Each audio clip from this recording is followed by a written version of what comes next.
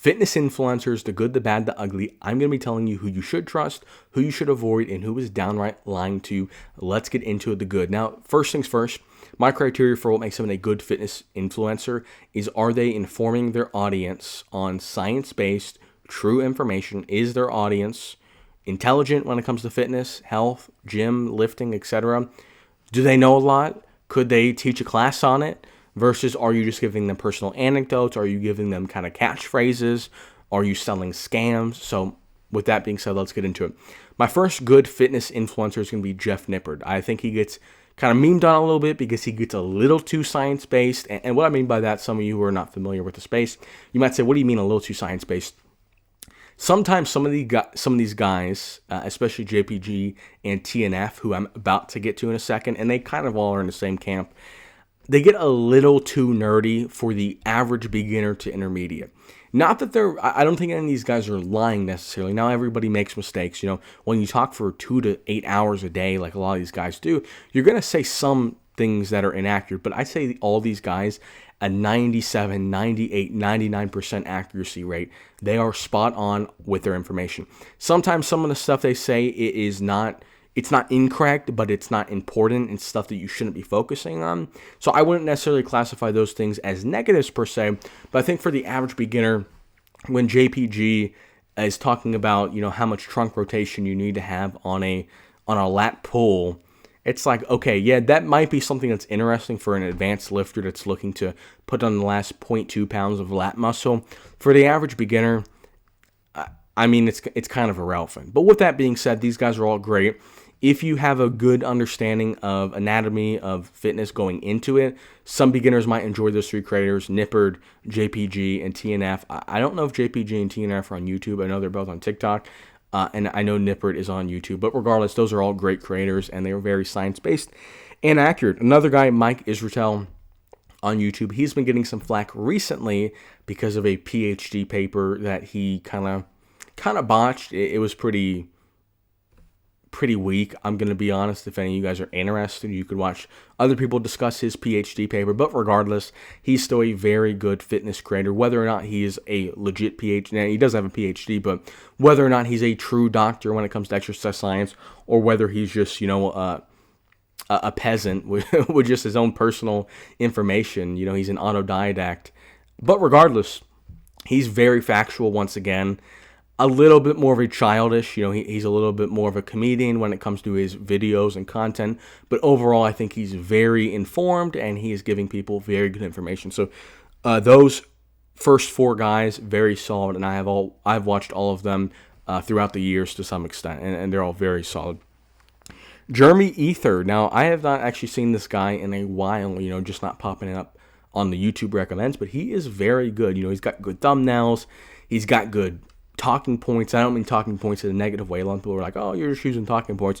No, I think Jeremy Ether is very science-based. He probably is the best for beginners, not in the sense that I don't think he's as smart as these other guys, but I think he's more digestible for the average person in terms of his graphics and just keeping people engaged. I think Jeremy Ether is pretty solid.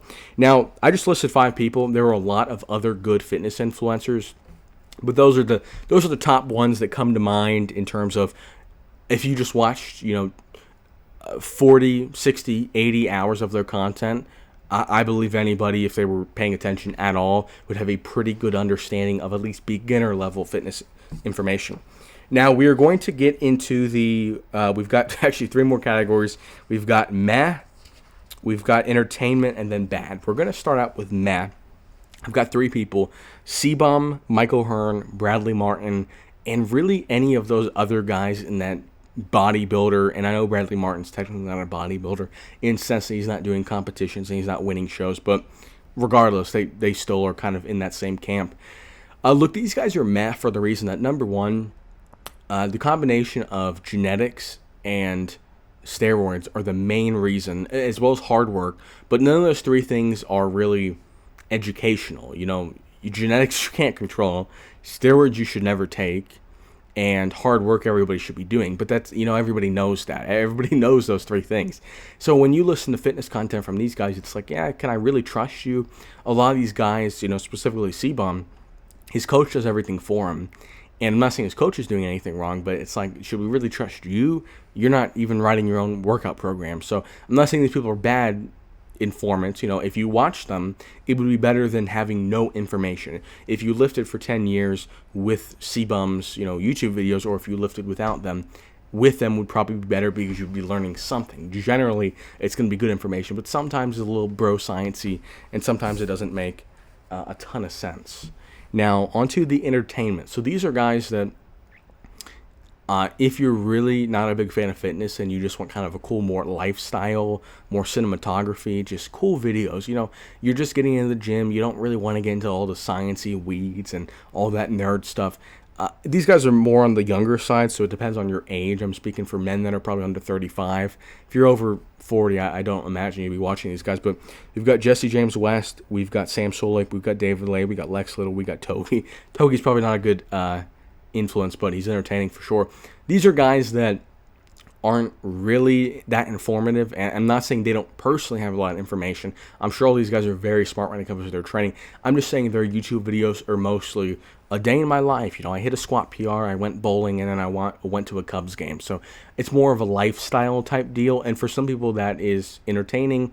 And I'd say out of this group, Sam Solik is probably the one that talks about lifting the most, and I would say he's pretty informative, but most of his vlogs are just kind of more background vibe type stuff. It's not really, you're not in class, you're not learning per se. And we've got the bad. And look, there are a lot of bad fitness influencers.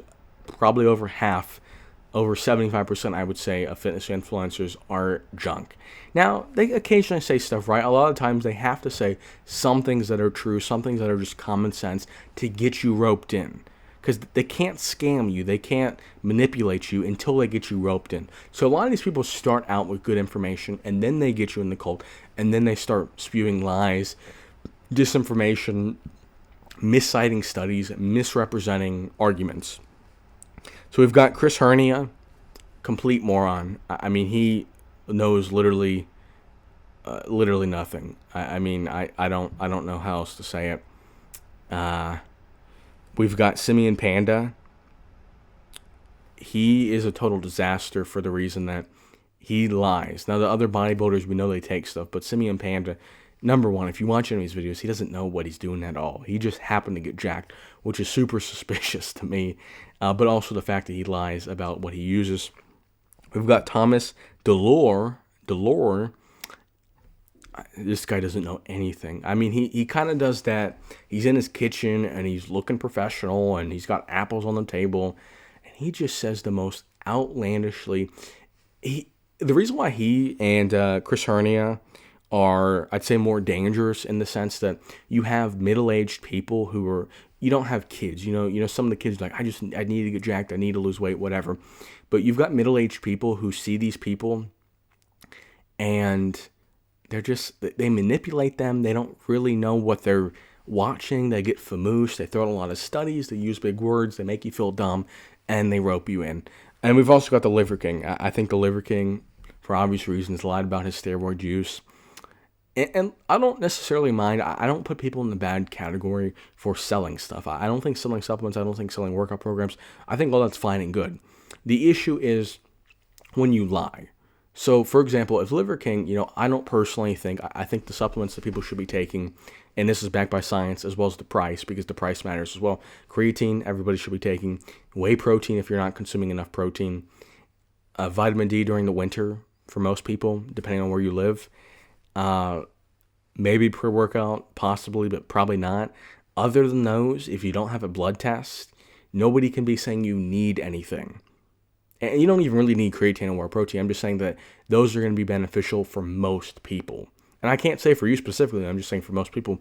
But when he talks about, liver supplements, if he advertised it saying that these could benefit you, but when he says it increases your testosterone by 7,000%, and if you carry a log on your back, it just makes up claims. And the fact that people buy these claims are completely absurd. But there's a lot more people that are bad, and here's what I would watch out for, because I can't tell you every bad fitness influencer. One guy that was really bad is he talks about body types, mesomorphs, endomorphs, ectomorphs. I'm blanking on his name. I'm blanking on his name. He's V-Shred, but I don't know what his real name is, but V-Shred. He talks about the body types, and if you're an ectomorph, you can eat peanut butter, and if you're an endomorph, peanut butter will make you obese. Complete moron. It's not backed up by science at all. Completely ridiculous. V-Shred is his kind of training handle, but I don't know what his real name is. But regardless, here's what I would look out for if you are like, yeah, I don't, you didn't name the person. How do I know? So the first thing I would say is, do they kind of get you into a hyper-specific plan? Is that keto?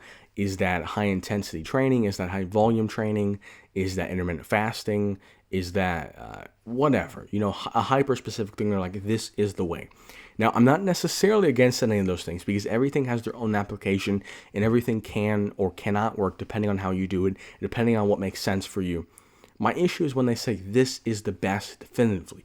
Keto is the best. You can't lose weight unless you go into ketosis, or you can't gain muscle unless you do high-intensity training like Mike Mentzer. It's like, look, there might be some grains of truth. If we just compare keto to the average diet, there's going to be some benefits, some negatives, and overall, directionally, it might actually be better. I'm not discounting that fact. In HIIT training, high-intensity training, where you just do one set once a week for your bicep, and that's all you do, that might actually be better. But it comes with some downsides, it comes with some upsides, and it comes with a lot of questions. And that's my main issue, is when we have these people, any study that agrees with them, they use. And any study that even slightly agrees with them, they manipulate, they edit out stuff, they misinterpret it intentionally. Any study that disagrees with them, they just completely ignore. So everything is more spin to show that they are correct. And additionally, if they do ever acknowledge any information that goes against them, they say, oh, well, that's the fake, it's, the medical doctors, they want to keep you unhealthy. So regardless of what happens, if a study says something is good, they run with it. They say, the study says my side is good. If the study says my side is bad, oh, well, that's Big Pharma, and Big Pharma wants you to die. So these people always will spin and spin and spin and just continue to manipulate. So those are the people, if there's no nuance, if they don't talk about, okay, here's high intensity training, here are the pluses, here are the minuses, here are the groups of people, not telling you, internet stranger they've never met, they don't know anything about you. If they just say, this is the group of people that high intensity works for, super busy businessmen that can work hard in short bursts, but they can only train twice a week for an hour, that works best for them. If you're older, if you're injured, if you're not great at working really hard and giving maximal intensity, it's not going to be great. So it depends on who you are. But the issue is these people don't know who you are. They're telling you it's best for you and they don't know anything about you.